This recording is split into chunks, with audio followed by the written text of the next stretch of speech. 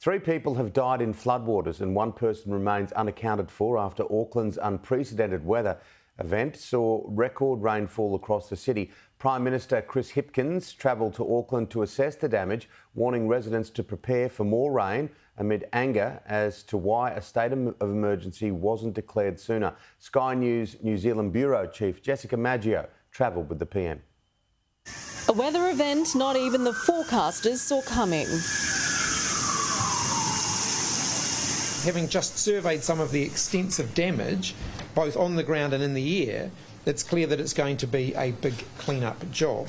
The downpour saw records smashed for the region, Auckland recording its wettest day and month in history. 249 millimetres of rain in a 24-hour period, the previous record not even close at 161.8 millimetres in February 1985. It also saw the January average of rain fall in less than an hour. As the evening wore on, it became clear this was a very serious event. Prime Minister Chris Hipkins departed Wellington for Auckland on Saturday morning on Defence Force aircraft Hercules,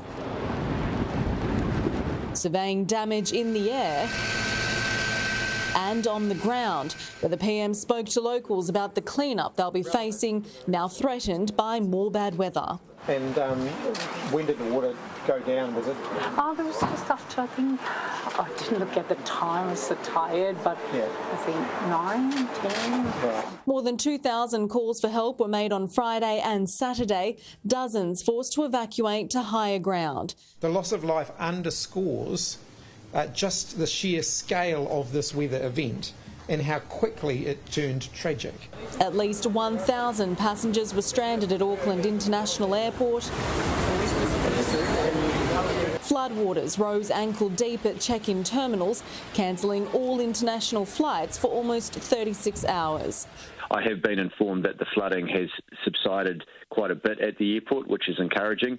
The Prime Minister has received a full briefing while here in Auckland, but the full extent of the damage won't be known for a few days as the region prepares for more rain.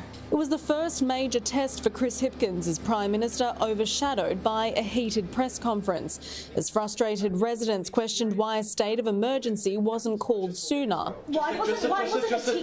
Spurred on by this comment from the Auckland Mayor on Friday night.